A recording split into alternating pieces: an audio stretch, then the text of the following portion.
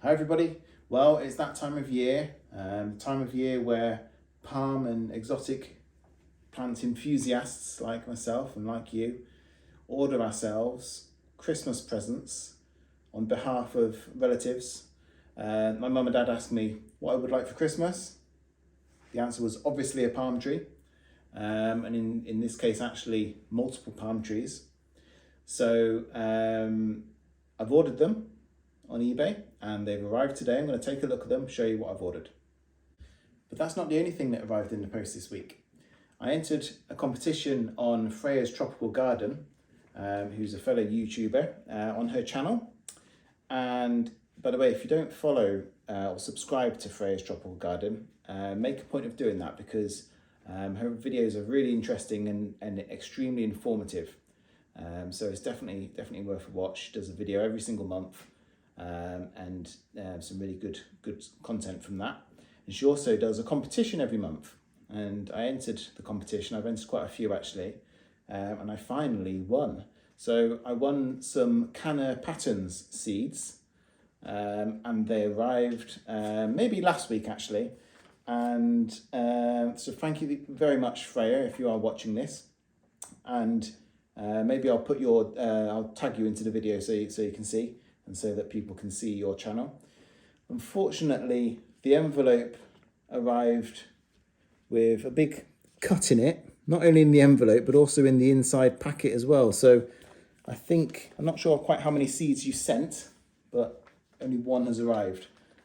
So that's not a complaint. I'm not, not trying to get you to send me any more. But actually, no, there's two in here. I'll tell a lie, there's two. Two survived. Yeah, I'm not quite sure what the Royal Mail have done. There's actually a full hole in the envelope there as well as a rip. It does look like someone's actually cut into it, so I don't know whether they were perhaps suspicious of what these hard spheres were inside. But I'm going to sew those in the spring, and I will probably document that on the channel as well. So onto the unboxing, and I'll tell you what I've bought as a present to myself and my dear parents.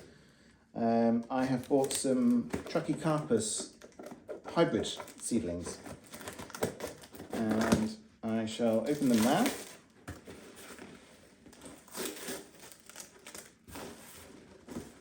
Where's this taped?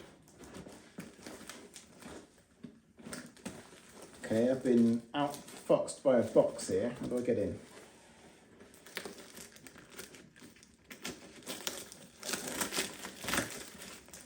They've used parcel tape, but also a box-coloured tape. That's what threw me. A light brown tape, which is the same colour as the cardboard. So I'll just cut out a little bit of that.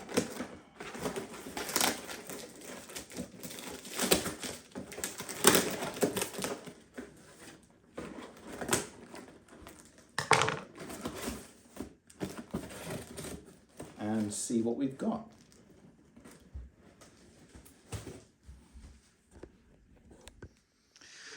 Okay, it might be easier for me to move the tripod now. Now, of course, I'm making a mess on the kitchen floor, unfortunately. A bit of soil here and there. We've got some nice padding here. It's been well packed, this box, actually. Take all that out and see what we've got here. So we've got one seedling in a pot, and we've got 10 seedlings bare root. So this single plant, which has also been protected with a stick, just a cane to stop it from sort of getting crushed by itself under its own weight. This is a princepts fortunei seedling. So Trachycarpus princeps crossed with Trachycarpus fortunei. Now the idea with this one is that it will have some blue undersides to the leaves, hopefully when it grows a little bit. but also be quite a fast grower from the fortunei or the hybrid vigor. So I'll open that one up in a second. And then these seedlings are waggy crossed with fortunei. So again, Trachycarpus wagnerianus crossed with Trachycarpus fortunei. And there should be 10 seedlings in here. What I'm going to do is, because they're bare roots and it's mid-December, quite cold outside, I'm going to put them into a communal pot. So all 10 seedlings into one pot. And then I will keep that against the house. These are hardy, so it should be fine. But I'll keep it right against the house for a bit more warmth, a bit of a microclimate.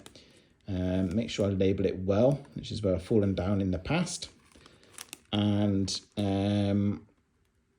probably leave them in that pot for a year or so, and then start splitting them up a little bit. So let's unwrap this princepts fortunei. Okay, so I've made a bit more of a mess in the kitchen. I have to clean this up before my wife gets home. But I've unwrapped it. It was beautifully wrapped, as I said earlier on. And it's in this really nice tall pot, square pot as well. So that's good for being able to make good use of space. And yeah, that's about it. I don't know how long it's been in the pot. There's no roots coming out of the bottom. So possibly not too long, but that doesn't matter. It's already potted for me. I'm going to keep it in this for at least a year, I would say, and probably take a look at it then. I'm going to pot these ones up now, and I'll show you what I've done there. Now, I've got quite a few Trachycarpus hybrids now. And in an upcoming video, I'll show you each of them and talk you through the characteristics and what we expect or what we're hoping for from each hybrid. So please do subscribe to the channel if that sounds like something you'd be interested in. Now I've come outside into the darkness. There's the garden. Luckily we've got these outside lights. Well, there's a better view of the Christmas tree. And just to show you really, I'll come outside because I didn't want to make even more of a mess in the kitchen, but I want to show you what I am using as my soil mix. So I've got here an old pot. It's actually, this used to be a flower bucket, I think, which Morrison's sell. I think they sell like 8 for £1 or something like that. Old flower buckets, and I've put some grit at the bottom of there, and then I've got a soil mix here. It's really sort of, I mean that's from there's lots of seeds in there actually. It's just that's come out of a pot. Everything else in there is a mix of compost, perlite, a bit of grit in there as well, and also some well rotted manure. So pretty standard mix that I would use that. It's a bit damp, as you can see. I keep this under cover, but it actually gets wet with condensation. So it's not ideal to be using wet soil mix like this, but so my only option today. But I just wanted to show you what I'm using for this. It doesn't matter so much with seedlings. I think the main thing is good drainage, but if I can get some manure in there as well, that certainly won't do any harm with Trachycarpus. They like a bit of manure. So these are the seedlings. I've unwrapped them from their paper towel, which is still nice and moist, and you can see each one has a small root system. These are, you know, would have been sown this year, I'm sure, so they'd be maybe 4 to 6 months old, I'd guess. There's actually 15 of them. I only bought 10, so that's good. That's a nice little bonus. But with seedlings like this, you do actually expect, or I do expect when I order them, to get a few more. Maybe not 50% more, but an extra couple in there at least. So I just thought I'd show you the method I'm using here.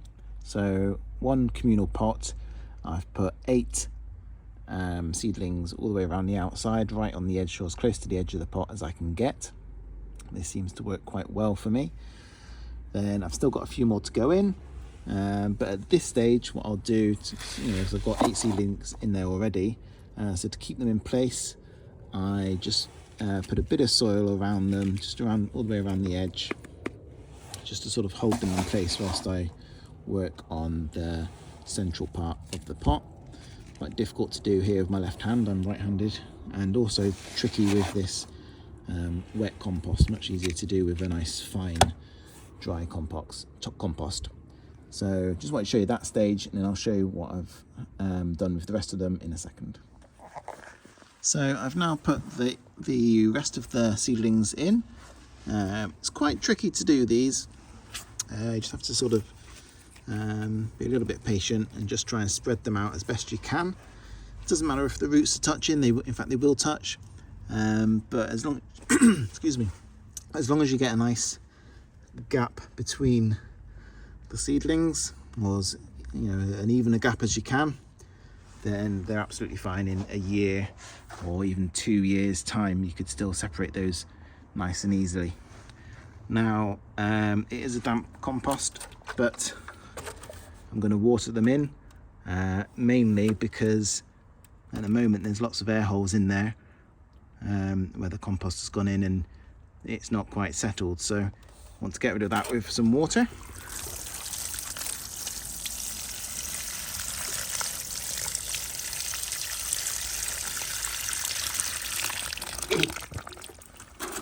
And then what you'll find is the soil level there has actually dropped a little bit, so I'll probably put a little bit more in and then tap them down.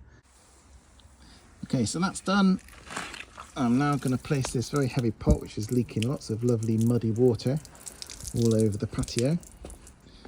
I'm going to pop it not against this wall, although for a second I'll pop it there, because this demonstrates actually why it's good to place a pot against the wall, because the other side of this wall is a big vertical radiator, and what that's doing is that's heating the inside of the house, but also the wall behind it. Behind the radiator is a block wall, then insulation, and then the brick, but it still heats up the bricks. The bricks are still hotter than they would be if there wasn't a radiator behind them, so that would actually be quite a nice location, apart from the fact that it's so exposed to the north, which isn't a good thing. So what I'm going to do is pop it down the side of the house, where it's still against the house wall, but it's a bit more protected, a bit more sheltered down there. Not forgetting, of course, the all-important labels. So princepts times fortunei, and Trachy F times W, which I will know as fortunei times waggi. I think I might have said waggi times fortunei earlier on, but it's a fortunei crossed with waggi. So I believe a fortunei mother and a waggi father. I'm going to pop those in the pots before I forget. Not sure what I'm going to do about this mess. Just maybe tell my wife that the foxes have been in, and now I need to go back inside and tidy the kitchen. Also, just to mention that I bought these palm seedlings from eBay from a person called Palmscape23, and they cost altogether, including postage, £16.70, I believe, £16.70. So if you're interested in buying these as well, then I'm sure maybe I'll put a link as well in the description so you can get them, because I think there are still some available, and I think they're pretty good value actually at that price. And just for the record, I actually decided that it would be worth my while just tidying up the patio a little bit. We don't really get foxes around here, so I'd use the rest of this watering can and an old brush just to sweep the worst of it away. Hopefully my wife won't even notice that I've bought some plants. So that's it for me. Thank you very much for watching, if indeed you still are.